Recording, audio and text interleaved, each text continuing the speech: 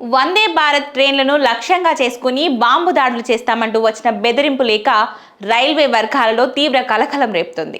ఫిబ్రవరి 3వ తేదీన ఒక అజ్ఞాత వ్యక్తి దక్షిణ మధ్య రైల్వే జనరల్ మేనేజర్ కార్యాలయానికి పోస్ట్ ద్వారా ఈ లేఖను పంపాడు.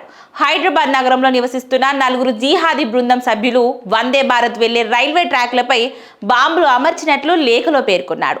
సుమారు 250 మంది ప్రయాణికులను హతమార్చాలని ఆ టెర్రరిస్ట్ కుట్ర పన్నినట్లు ఆ లేఖలో వెల్లడించారు. లేఖలో సదరు అజ్ఞాతకుడు ఆ 4 జిహాదీ టెర్రరిస్టుల పేర్లను కూడా ప్రస్తావించడం గమనార్హం. ఈ బెదిరింపు లేఖతో అప్రమత్తమైన రైల్వే రక్షణ దళం, పోలీసులు ఎక్కడికక్కడ తనిఖీలను ముమ్మరం చేశారు. అయితే ప్రత్యేకంగా వందే భారత్ ట్రైన్లు, అన్ని రైల్వే స్టేషన్లు, ట్రైన్ ట్రాక్ల వెంట బాంబ్ స్క్వాడ్లు, డాగ్ స్క్వాడ్లతో తనిఖీలు విస్తృతం చేశారు. ఇది నిజంగానే ఉగ్రవాద కుట్రనా లేక ఎవరైనా ఆకతాయిలు కావాలని చేసిన పనా అనే కోణంలో రైల్వే పోలీసులు దర్యాప్తు చేస్తున్నారు.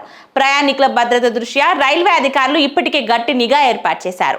ట్రైన్లలో కానీ స్టేషన్లలో కానీ ఏవైనా అనుమానాస్పద వస్తువులు లేదా వ్యక్తులు కనిపిస్తే అప్రమత్తంగా ఉండాలని, వెంటనే 139 టోల్ ఫ్రీ నంబర్కు సమాచారం అందించాలని రైల్వే అధికారులు ప్రయాణికులను కోరుతున్నారు. ఇక ఈ లెటర్ ఘటనపై పోలీసులు కేసు నమోదు చేసి విచారణ ప్రారంభించారు. ప్రస్తుతం పరిస్థితి పూర్తిగా నియంత్రణలో ఉందని తెలిపారు.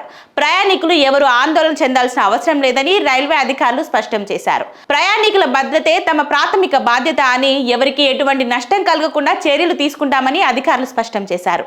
గతంలోనూ ట్రైన్లకు ఆకతాయిలు ఇలాంటి బెదిరింపు లెటర్లు పంపారని గుర్తు చేశారు.